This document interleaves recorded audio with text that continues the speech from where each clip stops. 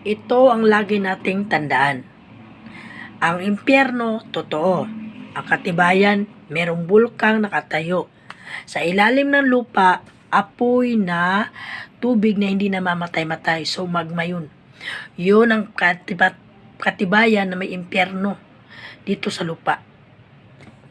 Pangalawa, ang Bible, totoo. Sasabihin ng ibang tao, pati maniniwala sa Bible, gawa naman ng tao yan. Di ba? Guys, totoo ang Bible. Alam naman, ipagawa ng Diyos yung Bible sa aso, manok, palaka, unggoy.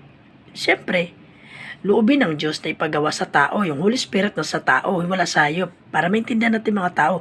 So, ang Bible ay totoo. Huwag tayo magpakabulag. Gising utak lang natin ba? Gising lang. Huwag tayo magpakabulag sa kasamaan, sa bulong ng demonyo.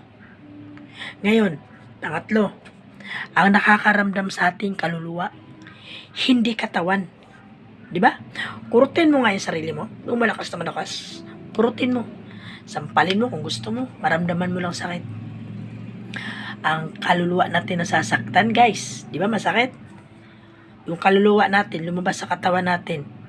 Ngayon, yung kaluluwa mo, yung katawan mo, sinunog ng kamag-anak mo. Kasi patay na nga. Di kaya, binalsamar, nilunod, kaya pa, nilibing. Hindi nakakaramdam ng sakit yun. Kahit tadtarin pa yan, hindi makaramdam ng sakit. So, ang nakakaramdam kaluluwa. So, sa madaling salita, ang kaluluwa natin nakakaramdam ng sakit. So, hindi tayo sumunod dito sa patakaran o hindi tayo nakinig sa payo ng Diyos dito sa lupa. Sa mga babala, hindi tayo nakinig. At hindi tayo nagsisi o hindi tayo nagrepent sa mga nagawang kasalanan natin, mapaparusahan tayo ayon sa ginawa natin dito sa mundo. Kaya dapat magrepent tayo. Repent, sisi, magsisi tayo. Lagi nating tandaan yun. Huwag nating baliwalain ang mga pangaral ng Diyos dito sa atin. Unang-una pinadala ng Diyos sa atin dito, Bible. Pangalawa, ang daming mga taong ginamit ng Diyos, mga propeta. Sasabihin, no, ang dami naman dito kasing propeta, ang daming mga relihiyon, nakakalito. Guys, pinagkalooban tayo ng Diyos ng sariling talino, kaalaman. So, alam mo kung paano basahin at intindihin. Maliban lang kung bubulagin ng demonyo ang iyong isipan. Simple lang yan. Pag meron ng mga ngaral at hindi naman nakasulat sa Bible, hindi naman sila nakabase sa Bible. So, hindi totoo yan.